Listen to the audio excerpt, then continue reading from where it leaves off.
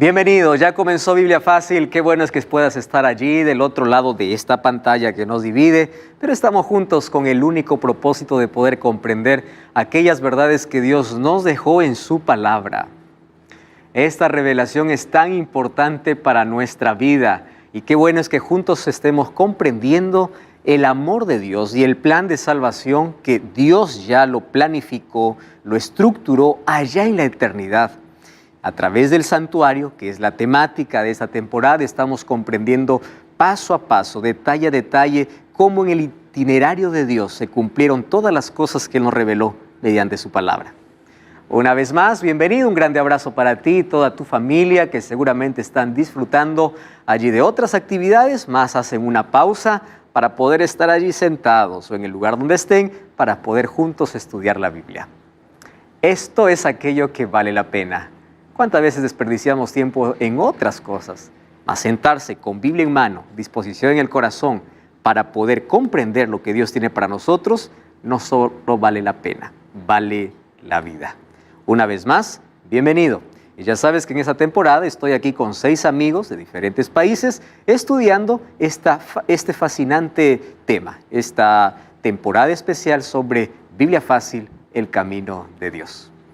Si tú estás listo allí, vamos a hacer una oración. ¿Cuál ha sido tu experiencia aquí durante todo este tiempo? Bueno, fue increíble porque aprendí un montón de cosas que la verdad que no sabía o que tenía mucha confusión. Y la verdad que estoy muy feliz, muy agradecida. Qué bueno, me alegra mucho. Recordando que Carla es de Argentina. Así es. ¿De qué ciudad de Argentina específicamente? Concordia, Entre Ríos. Entre Ríos. Sí. Allí donde está la UAP, Universidad. Universidad Adventista del Plata. Qué bendición. Gracias, Muchas Carla, gracias por estar con nosotros. Muchas bendiciones. A su lado está Oscar. ¿Cómo estás, Oscar? ¿Todo bien? Hola, pastor, muy feliz, muy contento de poder estar acá y nada, decir que muchas confusiones la que tenía, muchas dudas, muchas preguntas. Realmente todavía no terminamos, pero hasta lo que seguimos ahora aprendí muchísimo. Muchas de esas dudas que tenía ahora ya no las tengo. Qué lindo. Así que muy contento. Y tú sabes que cada vez que nosotros profundizamos nuestro conocimiento en la palabra de Dios, cambia nuestra vida, nuestra visión de ver las cosas, incluso de enfrentar la vida. Y el conocimiento de la verdad sin duda nos da libertad. Realmente, y entender el mensaje, y no solo eso, sino que ver también de cómo lo puedo aplicar a mi vida, en cómo me puede ayudar a mi diario vivir. Porque no solamente queda en el conocimiento cognitivo, tiene que ser práctico, actitudinal. Exactamente. Eso es lo que Dios quiere. Gracias, Oscar, por estar con nosotros. Un gusto. Bueno, en los próximos programas iremos conversando con los demás. Hoy vamos a continuar con el tema que ya comenzamos en el programa anterior sobre el ministerio de Cristo en el lugar santísimo. Hoy vamos a hablar específicamente sobre la obra de juicio. ¿Por qué era necesario un juicio? ¿Cuál es la estructura de ese juicio? ¿Cómo se está realizando ese juicio? Eso vamos a ver en nuestro programa de hoy. Antes yo quiero mencionarles que hablar del santuario es hablar de una doctrina. ¿Qué cosa es una doctrina? Según el diccionario, es un concepto de principios que tienen una base sólida. Pero una doctrina bíblica es esencial. Para mí, una doctrina bíblica es un conjunto de versículos que sustentan una verdad.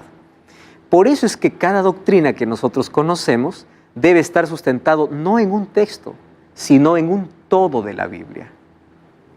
Porque la Biblia no se contradice, solamente hay que saber leerla dentro de su contexto. Hay gente que saca doctrina de una parábola, de un texto, sin leer todo el contexto. Para que una doctrina pueda ser sólida, tiene que estar respaldada por todas las Escrituras, de Génesis al Apocalipsis. Entonces, por ahí hay muchos que creen, por ejemplo, en la inmortalidad del alma. Muchos que por allí creen, esos temas vamos a hablar en los próximos programas incluso. ¿Cómo es que algunos pueden sacar un texto fuera de su contexto y es un pretexto para poder enseñar y practicar la verdad o la mentira, ¿no? Salirse de la verdad? ¿Por qué es necesario una doctrina? Escuchen por esto, por esta razón. Porque todos amamos a Jesús, por lo menos el cristianismo tiene como referencia a Jesús como su Salvador. Pero Jesús no es vacío. Yo no puedo decir Jesús, Jesús. ¿Quién es Jesús? ¿Quién es Él? Cuando yo empiezo a investigar quién es Él, eso es una doctrina. Por ejemplo, si yo creo en la muerte y resurrección de Jesús, es una doctrina de la salvación. Si yo creo en el ministerio de Jesús, lo que está haciendo hoy a mi favor y en el juicio final, es una doctrina. ¿Cuál doctrina? Del santuario. Si es que yo creo, por ejemplo, en que Jesús va a volver, y yo sustento con toda la Biblia, es una doctrina, porque cuando mi creencia en Jesús es sólida, está basada sobre una doctrina. Jesús, yo no sirvo a un Jesús vacío, yo sirvo a un Jesús con contenido, a un Jesús que me da una base sólida para creer en lo que creo. La fe está basada en evidencias.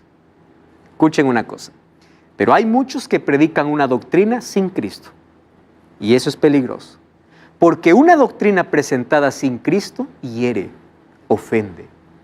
Cristo es el centro de nuestra doctrina. Si sacamos a Cristo de cualquier doctrina, de cualquier mensaje, hemos perdido el foco. Cristo es el centro del Evangelio, Cristo es el centro de cada doctrina, Cristo es el centro. Nuestros mensajes tienen que ser cristocéntricos. ¿Qué significa? Cristo es el centro. Si Cristo no es el centro de mi mensaje, ese mensaje es vacío. Puede tener mucho contenido, mucho argumento, pero no tiene a Cristo. Ahora, ¿puede existir una doctrina sin Cristo? Sí, pero jamás un Cristo sin doctrina. ¿Comprenden eso? Hay muchos que pueden predicar una doctrina sin Cristo, pero yo no puedo predicar a Cristo sin una doctrina. Porque cuando voy a Jesús, Él me muestra el conjunto de verdades que yo debo comprender. Por eso la Biblia dice, la vida eterna consiste en que me conozca. ¿Cómo vas a conocer a alguien que tú no tomas tiempo para investigar, para saber quién es? Dios no quiere lectores superficiales. Dios quiere aquellos lectores que profundizan su conocimiento en Él. Ese conocimiento nos debe llevar ¿a dónde? A la práctica. Y mientras más leemos la Biblia, mejor podemos descubrir el retrato de Jesús. Mejor. Y eso es lo que estamos haciendo. El santuario es una doctrina por excelencia para mostrarnos quién es Jesús. Ahora, ¿ustedes saben que nuestro conocimiento de doctrina determina nuestra creencia en Dios? Por ejemplo, si yo creo en un Dios que tortura a aquellos que son desobedientes por miles y miles de años, el Jesús que yo creo es un Jesús sádico. Si yo creo en un Jesús que cuando vino quebrantó la ley, el Jesús que yo creo es un Jesús pecador. Por eso tengamos mucho cuidado. Cuando nosotros abrimos la palabra de Dios, leerla para poder encontrar a Cristo y la razón por la cual está escrito. Porque una doctrina equivocada me puede llevar a un concepto equivocado de quién es Cristo. ¿Correcto? ¿Saben qué cosa es lo que me preocupa? Que hoy vivimos en una sociedad donde la gente no quiere profundidad, gusta mucho de la superficialidad. Y le voy a explicar por qué. Hay gente que va a la iglesia no para encontrar a Cristo, quiere solo dinero, quiere solo un milagro. Veo iglesias llenas con gente vacía, que durante todos sus cultos, todo lo que hacen son shows. No se abre la Biblia, no se predica, no se muestra a Cristo. Y hay gente que hoy más le gusta vivir experiencias que conocer la verdad. Yo quiero sentir, siento. Es decir, quieren un relacionamiento con Cristo basado en sentimientos. Y eso no es la fe, queridos. La fe tiene una base sólida. ¿Dónde? En la palabra de Dios. Por eso Romanos 10:17 dice, la fe viene por el oír y el oír la palabra de Dios. Nosotros venimos para tener una experiencia con Cristo no basada en lo que sentimos, sino basada en la fe. ¿En qué creemos? ¿Cuál es tu base? ¿Por qué crees lo que crees? ¿Por qué tú haces lo que haces? ¿Dónde está basado eso? Vuelvo a repetir, hay mucha gente que va a la iglesia solamente para buscar experiencias sentimentales. No importa la verdad que se proclama. Yo ya conversé con mucha gente diciendo, pastor, yo sé que por aquí está equivocado, por aquí no estamos bien, pero me gusta estar allá. Entonces, ¿a qué vas? ¿A tener una experiencia contigo o una experiencia con Dios? Ese es el problema de nuestra generación. Por eso es que dejó de leer la Biblia y empezó solamente a escuchar y a creer todo lo que por allí se dice, sin comprobar lo que la Biblia dice.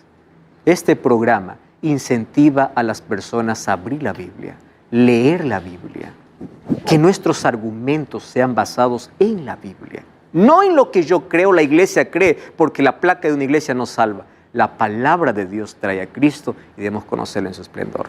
Karina. Eso pasó conmigo. Yo realmente muy poco leía la Biblia, pero nunca comprendía. Y creía más en lo que decían otras personas. Nada que ver con lo que está escrito. Exactamente. Y hoy recién puedo decir que comprendo gracias a los estudios que hago, ¿verdad? Con usted desde mi casa. Qué bendición. Qué bueno. Y nuestros ojos, cuando son abiertos a una verdad que desconocimos por mucho tiempo, tenemos dos opciones. O nos encerramos en nuestro capricho y decimos yo sigo con lo que creo, o doblego mi voluntad a lo que Dios quiere para mí. Eso es asunto de elección, porque hay tanta gente que conoce la verdad, pero prefiere vivir en la mentira. Y eso es terrible. Vamos entonces a ver cómo a través del santuario podemos ver dos cosas de Dios: el amor de Dios y la justicia de Dios. Mucha gente solamente quiere ver el amor y no la justicia. Por eso es que ustedes van a escuchar siempre miles de predicaciones hablando solo del amor. Amor.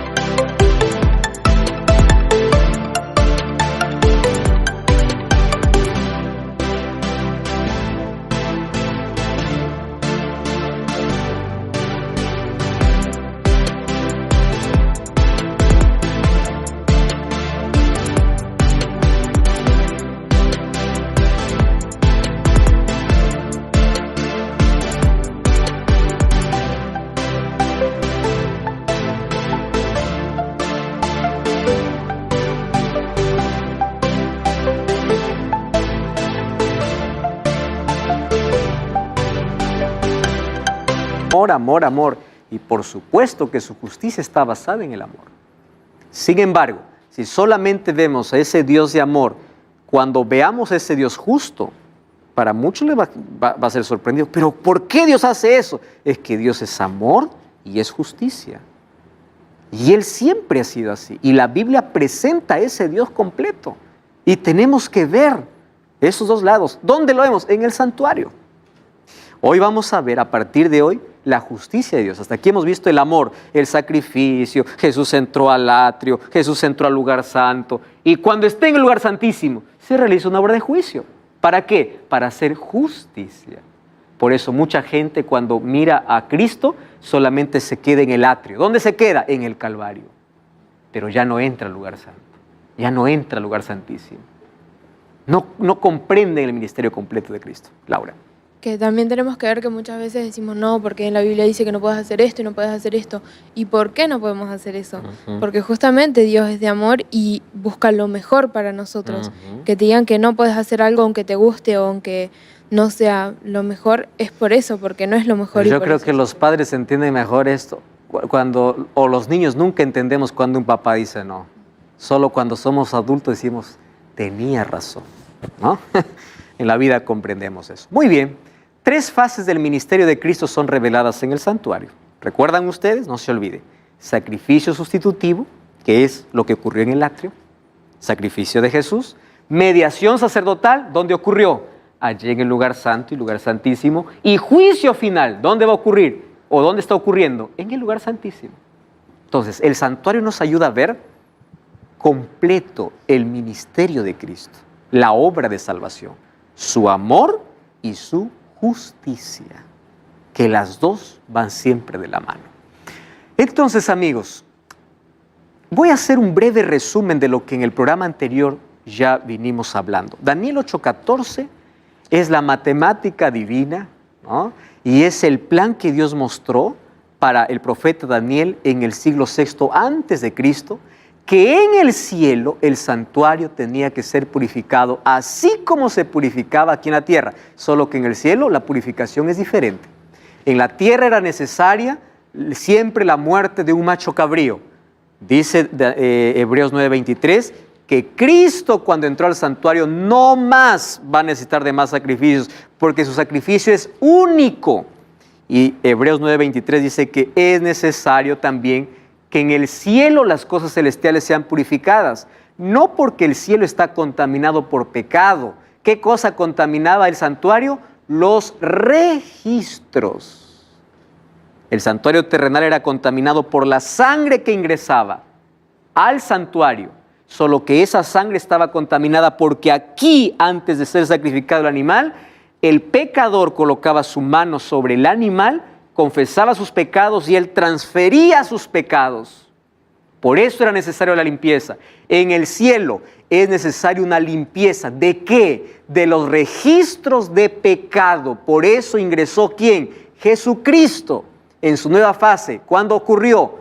1844. ¿De dónde tenemos la seguridad que entró allí en esa nueva fase Jesucristo? Daniel 8:14.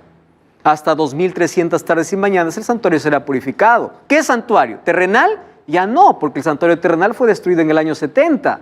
Está hablando del santuario celestial. Solo que las 2300 tardes y mañanas se dividen en varios periodos, de los cuales Daniel 9 dice que 70 semanas estaban determinadas ¿para qué? Para el pueblo judío. Esas 70 semanas comenzaría con la orden de Artajerjes en el año 457, según el libro de Esdras, después de 3 decretos, primero de Ciro, después de Darío, después de Artajerjes, se logró construir los muros de Jerusalén. ¿Cuándo terminan las 70 semanas? El año 34. ¿Por qué dice están determinadas para tu pueblo? Porque el año 34 Israel dejó de ser la nación privilegiada por Dios para hacer la luz para las naciones. Y a partir de allí, ahora todos tenemos el privilegio de ser la luz de Cristo, de predicar su amor. La salvación pasó para todos.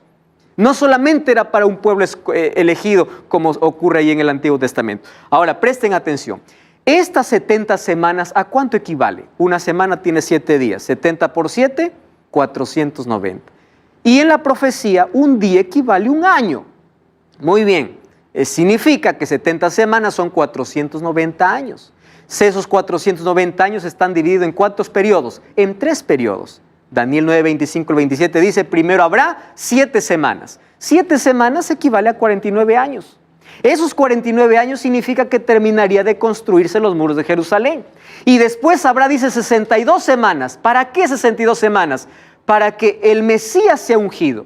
El ungimiento del Mesías representaba el bautismo de Jesús, que ocurrió exactamente cuando terminaron las 62 semanas o 434 años que nos lleva al año 27 después de Cristo. Y en el año 27 Jesús fue bautizado y después dice que después de una semana hará, o a la mitad de semana, de la última semana, hará cesar el sacrificio. Esa mitad de semana, si nosotros sumamos 27 más 7, 34, la mitad sería el año 31. Y en el año 31, ¿cómo hizo cesar Jesús todos los sacrificios? Con su muerte en la cruz. Entonces, en esta profecía estaba, en la primera parte, el ministerio de Cristo que vino a hacer aquí a nuestro favor. Sin embargo, el santuario será purificado. Entonces, ¿cómo sabemos cuándo será purificado el santuario? Ya les explicamos en el programa anterior que varios empezaron a estudiar, empezaron a hacer los cálculos, los análisis, y aquí ya estaba más sencillo para poder comprender. ¿Por qué razón? Porque si ya tenemos una fecha de origen, es fácil llegar al final. Muy bien, ¿cómo entonces sacamos allí la cuenta? ¿Cuántos años son? 2300 años. Muy bien, 2300 años, entonces restamos menos 490 que ya fueron cumplidos con el ministerio de Cristo. Y allí, si empezamos a restar, nos da 1810 años. Muy bien, ahora se nos hizo más fácil, porque solamente faltaban 1810 años. Muy bien, si faltan 1810 años, vamos a preguntar, ¿cuándo se cumplieron los 490 años? En el año 34. 34 más 1810 años, ¿qué cosa nos da? 1844. ¿Y allí qué cosa sucedió? ¿Y por qué 22 de octubre? Porque si hacemos una transposición del calendario judío, ¿recuerdan cuándo se celebraba el día de la purificación del santuario? El 10º día del 7º mes. El 7º mes era Tishri, que para nosotros sería octubre. Cuando hacen una transposición del calendario judío al calendario gregoriano, que es nuestro calendario, ese 10º día del 7º mes, ¿a dónde nos llevaba? A un 22 de octubre. Y mientras un grupo de gente esperaba la venida de Jesús, Jesús no vino. Ellos habían dado con la fecha correcta, pero con el evento equivocado. ¿Por qué el evento equivocado? Porque Jesús ese día no vendría a la tierra, sino que asumiría una nueva función. Jesús estaba entrando ¿a dónde? Al lugar santísimo. ¿Para qué? Para purificar. ¿Por qué purificar? Para eliminar los registros de pecado de aquellos creyentes, de aquellos hijos de Dios. ¿Cuándo terminará esa obra de juicio? Vamos a ver en la próxima lección. Pero hoy vamos a analizar por qué se hace ese juicio. Entonces, Jesús actuó como sacerdote del año 31 hasta el año 1844, por 1813 años. De 1844 en adelante hay por lo menos 175 años que estamos viviendo en ese periodo de juicio. Ahora, presten atención aquí. ¿Por qué es necesario que Jesús allí sea nuestro intercesor y sea nuestro juez? Mientras Jesús esté en el lugar santísimo, hay gracia. Porque hay un abogado, hay alguien que intercede por nosotros, hay alguien que nos transforma. El Espíritu Santo trabaja para llevarnos a Cristo, Cristo nos transforma. Y aquí me encanta una expresión. En el tribunal humano, quien confiesa, su pena es reducida. Pero en el tribunal divino, quien confiesa y deja su pecado, alcanza misericordia. Eso es lo bonito de la intercesión de Cristo en el santuario celestial. Ahora, veamos algunos detalles. Nosotros ya vimos que Jesús entró en el santuario celestial justo cuando aquí, en la tierra, se estaba celebrando la fiesta del Pentecostés. ¿Recuerdan ustedes eso? Vimos allí ya en un programa anterior. ¿Por qué Jesús entró al santuario? Para ser nuestro intercesor. ¿Y por qué entró al lugar santísimo? Para hacer una limpieza de los registros de los pecados de los fieles hijos de Dios. La pregunta es, ¿por qué de los fieles hijos de Dios? Porque los otros pagarán su pecado con su propia vida en la destrucción final. ¿Correcto? Ahora, fíjense una cosa. Ese juicio se divide en 3 fases. Hablar de juicio en la Biblia es hablar de 3 momentos diferentes. ¿Cuál es la primera fase? La primera fase es antes de la venida de Jesús. ¿Correcto? Es decir, ahora. Desde que Jesús entró al lugar santísimo, o desde que Jesús es nuestro sumo sacerdote y está purificando el santuario, purificando los registros de pecado. Ahora se está haciendo una obra de juicio. Ahora, en esta primera fase, ¿quiénes son juzgados? Vamos a abrir la Biblia, ¿está bien? Vamos al libro de Juan capítulo 3, versículo 18. Juan 3:16 es un lindo texto que habla del amor de Jesús, ¿verdad? Porque de tal manera amó Dios al mundo. Nos encanta leer ese texto porque de paso aquí está todo el Evangelio. Juan 3:16. Pero ¿qué dice el versículo 18? Miren, Juan capítulo 3, versículo 18. Karina, ¿encontraste el texto? ¿Puede leer, por favor?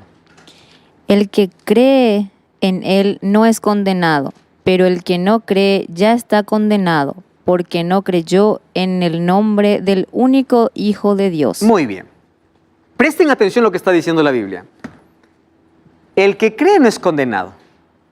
El que no cree, ya está. O sea, no es que Dios lo condena, solo se condena. Ya ha sido condenado. No es que Dios le condenó, solo por no creer. La pregunta es, ¿todo el que cree en Dios se salva? No. Ah, interesante. En esta primera fase de juicio entran todos aquellos que dicen creer en Dios. Aquel que no cree, no entra.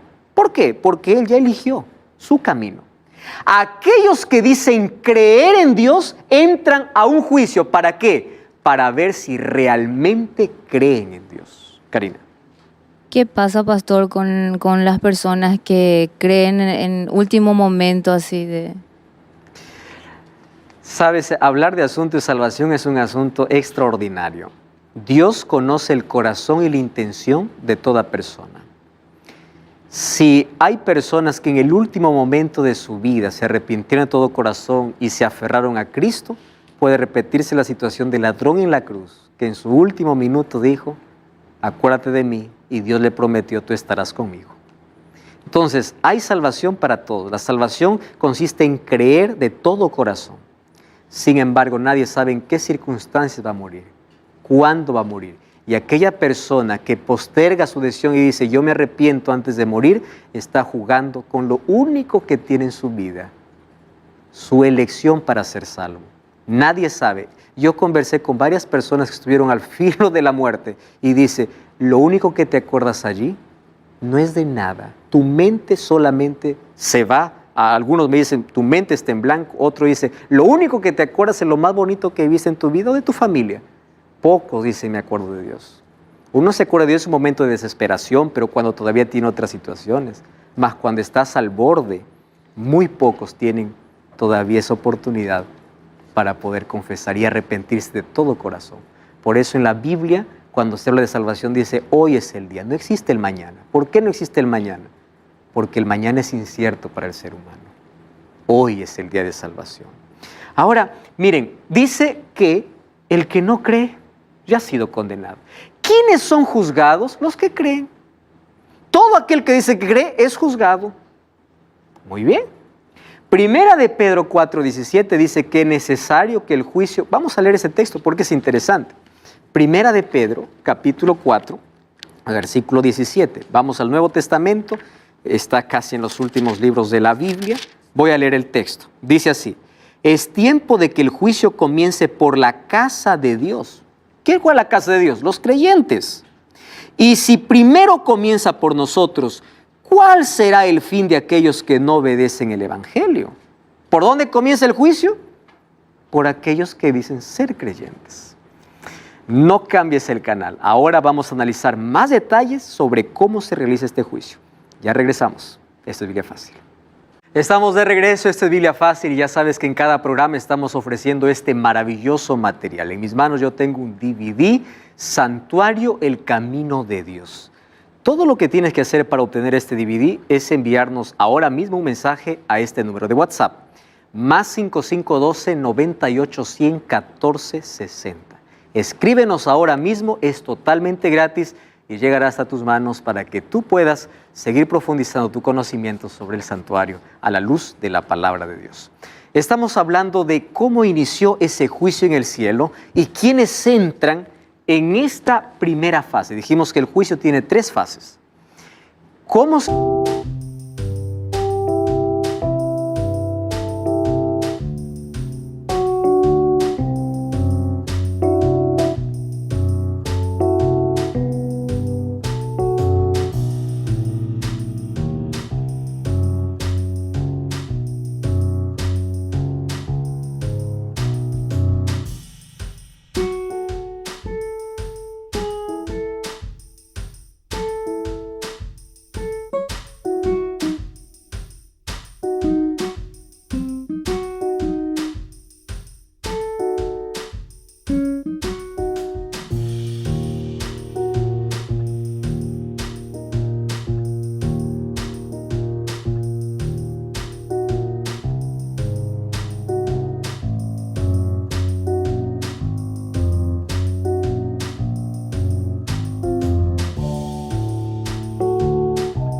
se llaman esas 3 fases? La primera fase se llama el juicio de investigación o preadvenimiento. ¿Por qué preadvenimiento? Porque es antes de la venida de Jesús. ¿Por qué antes de la venida de Jesús? Porque en este juicio se determina quién se salva y quién se pierde. La segunda fase de juicio se llama juicio comprobatorio. ¿Para qué sirve este juicio? Para comprobar por qué están perdidos los perdidos. ¿Quiénes harán ese juicio? Lo veremos después. Y la tercera fase se llama juicio ejecutivo, donde será la paga para aquellos desobedientes, aquellos que no fueron salvos. No porque Dios no les quiso salvar, sino porque ellos rechazaron siempre su gracia. Entonces, en esta primera fase se decide todo aquel que dice ser creyente, si realmente es creyente. Entonces yo no puedo decir, creo en Dios, sí, creo en Dios, ya estoy salvo, amén. Pero un momento, vas a pasar por un juicio. ¿Y qué cosa es necesario ver en ese juicio? ¿Cuáles son tus obras? Si realmente es creer en Dios, tú caminas con Él, tú observas su palabra, tú tienes comunión con Dios. El juicio determina. Dios no lo determina en base a lo que Él quiere, en base a lo que nosotros hacemos. Es decir, Jesús aplica su sacrificio a nuestro favor cuando lo aceptamos. ¿Recuerdan ustedes que le dije que había en el proceso del cristiano por lo menos 3 momentos? Justificación, Dios me justifica, pero también me santifica. ¿Qué significa me santifica? Me transforma y después me glorifica. Ahora, Jesús habló sobre el juicio. Juan 11:21 dice, ay de ti Corazín, ay de ti Betsaida. Miren lo que dice Jesús. Si en Tiro y en Sidón se hubieran hecho los milagros que han sido hechos en vosotros, hace tiempo que se hubieran arrepentido con cilicio y ceniza. Por tanto, os digo que en el día del juicio será más tolerable el castigo para Tiro y Sidón que para vosotros. ¿Por qué? Ustedes tuvieron más oportunidades y no lo aprovecharon. Está hablando de un juicio. El juicio es un tema bíblico que mucha gente no le gusta ver. Y hoy mismo estamos viviendo un juicio. Ahora, ¿quién hace ese juicio? Juan 5:22. ¿Qué cosa dice? El Padre a nadie juzga, sino que el juicio le dio ¿a quién? Al Hijo. ¿Quién es el Hijo? Jesucristo. Ahí está la ventaja para todo aquel que dice creer en Jesús. Aquel que es creyente camina con Jesús. Jesús dijo, yo soy el pastor. Conozco mis ovejas y las mías me conocen. ¿Cómo me conocen? Ellas oyen mi voz y me siguen, dice Juan capítulo 10. Ahora fíjense, si tú conoces al juez, aquel que se convertirá en juez porque hoy es tu abogado, tú has pasado libre el juicio, porque caminaste con él. Pero si eres un desconocido, digamos en términos para ilustrar, entonces estás perdido totalmente. ¿Cuánto conoces de Dios? Por eso Jesús dijo, la vida eterna ¿en qué consiste? En que te conozcan. Conoce al abogado, camina con él, abre la Biblia, ora, camina, obedece, porque aquel que conoce pasa el juicio. Miren lo que dice la Biblia, Juan 5:24, el que oye mi palabra y cree al que me envió, tiene vida eterna y no vendrá condenación porque ha pasado de muerte a vida. ¿Quién? El que oye mi palabra y cree. Romanos 8:1 dice, ninguna condenación hay para los que están en Cristo Jesús. Entonces nuestra única garantía es caminar con Cristo. Eso es vida cristiana. Vida cristiana no es un conjunto de reglas para obedecer o no. Vida cristiana es caminar con Cristo y cuando camino con Cristo, Él coloca sus gustos en mi vida. Él me hace un obediente natural. Él coloca su ley en mi corazón. Y yo no estoy ahí mirando qué hacer, qué no hacer. ¿Es pecado o no es pecado? Aquel que camina con Cristo sabe cómo conducirse. Eso es vida cristiana, relacionamiento con Dios. Y Dios va cambiando tu vida. Eclesiastés 12 dice, el fin de todo el discurso oído es este, teme a Dios y guarda sus mandamientos porque eso es todo del hombre, porque Dios traerá toda obra ¿a qué dice? A juicio, desde el Antiguo Testamento y está hablando de juicio. Y Jesús dijo, por sus palabras seréis juzgados o por sus palabras seréis condenados. Seremos juzgados por toda obra. Ahora, fíjense una cosa. Teme a Dios y guarda sus mandamientos porque Dios traerá a juicio. ¿Por qué dice guardar los mandamientos y temer a Dios? Présteme atención a lo que voy a decir ahora. Todos somos salvos por gracia de Dios. ¿Está claro ese asunto? Nadie se salva por hacer. Somos salvos por la gracia de Dios. Nuestros méritos no alcanzan para llegar al cielo. Pero todos somos juzgados por obras. Es el concepto equilibrado del cristianismo. Salvos por gracia, juzgados por obras. Mateo 25 dice, los que están a su izquierda le dirá, tuve hambre, no me hice de comer, tuve sed, no me hice de beber. Señor, ¿cuándo? Lo hiciste a uno de mis pequeños. No le dijo, aceptaron o no aceptaron. ¿Por qué? Porque sus obras evidencian si son o no son. No basta decir, creo. ¿Cuáles son tus obras?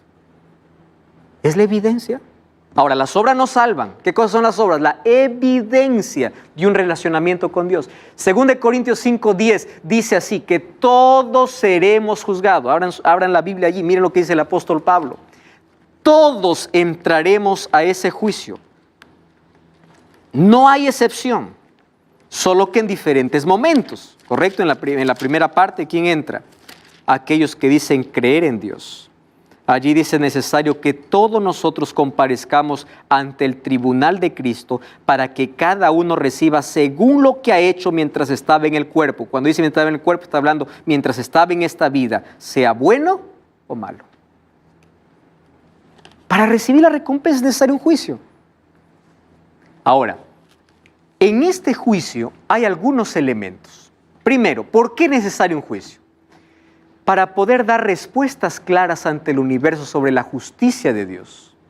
Para que el sacrificio de Jesús sea aplicado a favor del creyente. ¿Y para qué más es necesario? El juicio siempre es a favor del pueblo de Dios. Nunca en contra, a favor. Porque aquel que dice creer y camina con Cristo, de este juicio, el veredicto final, ¿cuál es? Él está salvo. Esto es lo lindo del ministerio de Cristo. Ahora, amigos, como en todo juicio, hay algunos elementos.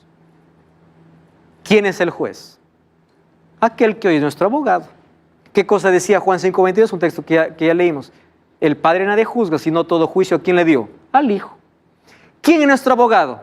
Hoy es nuestro abogado Jesucristo. ¿Dónde? Porque está en el santuario celestial todavía intercediendo. Pero un día, cuando salga del lugar santísimo o cuando deje su obra sumo sacerdotal, Él viene solamente para dar a cada uno su recompensa, es decir, para dar el veredicto final. Primera de Juan 2:1, ¿qué cosa dice? Hijitos míos, estas cosas escribo para que no pequéis. Si alguno hubiere pecado, abogado tenemos para con el Padre. ¿A quién? A Jesucristo el justo. Él es nuestro abogado. ¿Quién es el acusador? Apocalipsis 12:10 dice, ahora está fuera el grande acusador, el acusador de vuestros hermanos, aquel que los acusaba de día y de noche, haciendo referencia ¿a quién? A Satanás. Mire, una voz que decía, ha venido la salvación, el poder, el reino. Ha sido expulsado el acusador de nuestros hermanos, el que lo acusaba delante de nuestro Dios de día y de noche. ¿De quién está hablando? Versículo 9. Fue lanzado fuera el gran dragón, la serpiente antigua que se llama Diablo y Satanás. ¿Quién es el acusador? Satanás. Satanás coloca la trampa. Cuando te hundes o caes en ella, te acusa. Eso no nos pasa en la vida. Caes en la tentación y después viene la acusación. Tú ya no vales, no sirves, eres miserable, ya estás lejos de Dios, húndete en la vida. Satanás es el que acusa, incluso en este tribunal. Ahora, en este tribunal, ¿quiénes son los testigos? Miren lo que dice Apocalipsis capítulo 20, versículo 12. Apocalipsis 20, 12. Dice así, vi a los grandes pequeños de pie ante el trono de Dios. Los libros fueron abiertos y otro libro fue abierto, el cual es el libro de la vida, y fueron juzgados los muertos por las cosas que estaban escritas en los libros según sus obras. ¿Quiénes registran en un libro todas nuestras acciones? Los ángeles. Ellos son los testigos oculares de lo que hablamos, de lo que hacemos, de todo. Cuando alguien dice, nadie me ve lo que estoy haciendo, todo está siendo registrado en el cielo. ¿Por qué es necesario registrar? Para que nadie pueda refutar y decir, oh, Dios es injusto, salvó a quien no debió, se perdió a quien debió ser salvo. No, todo está registrado. Por eso es que en el cielo, después, en el milenio, se hará otro juicio para poder ver por qué se salvó y por qué se perdió. O por qué se perdió el que está perdido. Primero Karina, después Roque. Vamos, Karina. Pastor, una vez que sale del lugar santísimo, una vez que, o sea, si no se arrepintió, ya no vale la pena, ¿verdad? Ya no. Una vez que sale ya... Ya no hay arrepentimiento después que Jesús sale de interceder por nosotros. Eso vamos a ver en la próxima lección cuando veamos el momento que Jesús sale. Roque. Sí, tengo una duda. Cuando Jesús está antes de 1844, Él es el intercesor. El intercesor. Cuando comienza el juicio, ¿Él es abogado o es juez? No, Él es abogado, porque hoy está intercediendo a nuestro favor. Solo que la sentencia es dictada cuando, el momento que una persona muere o el momento que Jesús sale de ese lugar. Por ejemplo, cuando una persona muere, su destino está decidido, su sentencia está hecha. Pero las personas que continúan vivas hasta el regreso de Jesús, ¿qué acontecerá con ellas? Su sentencia es ¿en qué momento dada? Cuando Jesús sale de ese lugar, porque ya no hay más salvación ni arrepentimiento para nadie, porque Cristo dejó de interceder. Por eso Jesús dice, yo vengo con mi galardón, con la paga. Es decir, la sentencia ya fue dada. ¿Correcto? Por eso es que Jesús hoy es nuestro abogado y se convierte en juez. ¿En qué momento? Cuando ya morimos, nuestro destino está definido. Ya es nuestro juez. Ya está decidido. Nadie nos salva de muertos, como lo dije después, porque la salvación es una elección en vida. Ahora, amigos, ¿quién es el acusado? Hechos 17:31, obviamente, todos nosotros, todos los seres humanos. ¿Cuál es el código moral? Miren, vamos al libro de Santiago capítulo 2, porque en todo juicio tiene que haber un código. ¿Cómo me declaras culpable si es que no hay un código? Santiago capítulo 2, versículo 10 al versículo 12. Cualquiera que guarde toda la ley pero ofende en un punto se hace culpable de todos. El que dijo no cometerás adulterio también ha dicho no matarás. El que dijo no cometes adulterio, pero si tú no cometes adulterio pero matas, te has hecho transgresión de la ley. Hablad y haced como los que habéis de ser juzgados por la ley de la libertad.